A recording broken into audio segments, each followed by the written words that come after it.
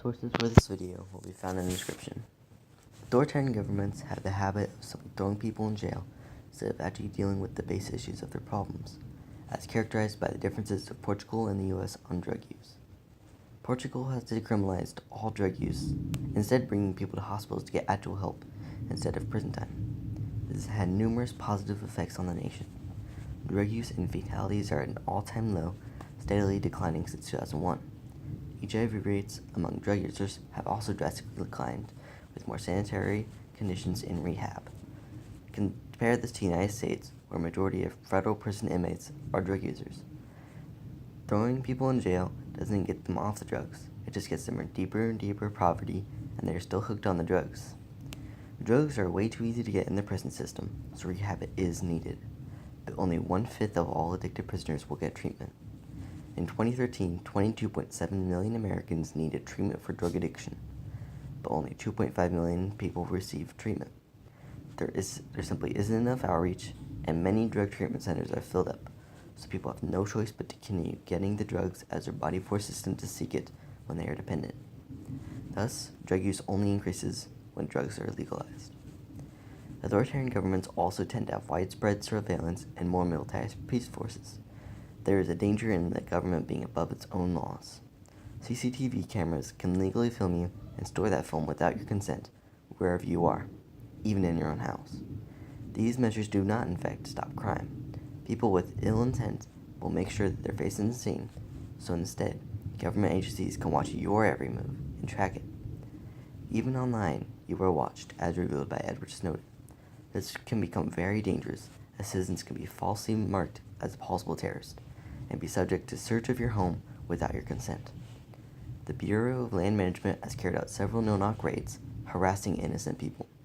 This has led to 4 suicides, completely unacceptable. This is a huge breach of freedom for the sake of stopping crime. These surveillance programs often aren't used for their official purpose. Many times they are used to track the whereabouts and doings of political groups outside mainstream.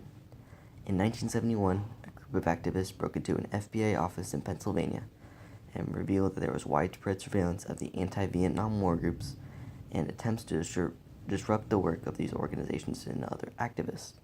Modern Black Lives Matter and anti-police brutality activist movements are also tracked, and key members in the movements are targeted for close watch by government agencies. These are both very clear signs that the American government does not like dissent. People speaking out against oppression are the ones most targeted for surveillance. McCarthy's style of repression is common with the U.S. government, as more moderate leftists are targeted as opposed to violent fascists. Peacefully protesting socialists are often harassed and given obscure citations to dissuade them from further protest. Increased police militarization on top of this makes the U.S. look like it is sliding into a police state. The wide use of tear gas and rubber bullets on peaceful protests make people fear to speak out. This is turning the U.S. into a one-party state, as mainstream media outlets from both liberal and conservatives alike are vilifying peaceful protesters and people who fight back against when abused. What many nations are doing is sacrificing liberty for security. But I ask, why is it considered a good trade-off? Feeling like your every move is watched, like if you say something wrong, you could be on a watch list. I prefer living free to the feeling of being secure. These measures don't even keep us safe. 99% of the time, people are misidentified as possible terrorists and their homes are ransacked. Authoritarianism violates the fundamental right to free travel. You can't even board a flight out of America if you are put on a no-flight list. There is private and state tyranny here.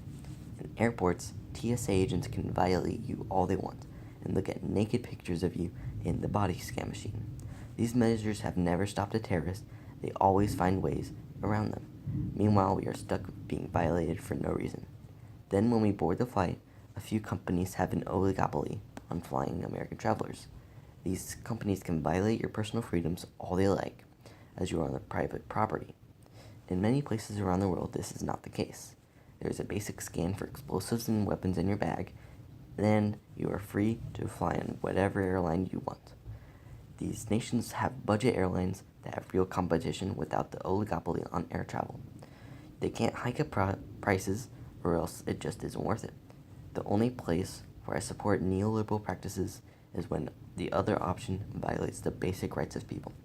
It would be preferable to have collectively owned airlines, which is truly for the people instead of profit. However, the short-term solution is budget airline. Authoritarian governments with Keynesian tendencies also tend to have their decision-making apparatus hijacked by corporations, as evidenced by the U.S., where Boeing and Lockheed Martin keep bribing U.S. congressmen to keep us in the Middle East. Many U.S. congressmen also have conflicts of interest. Conflict of interest is when people have holdings in a company that would make it in their interest to do something that profits them, but the people don't get what they want. Even Donald Trump has holdings in the company that manufacture the missiles he fired on Syria, making this something that would profit him. This is why capitalist democracy is a lie. Greed poisons the heart of every politician. Because war is profitable, we will be in the Middle East for a very long time, while civilians and soldiers alike suffer.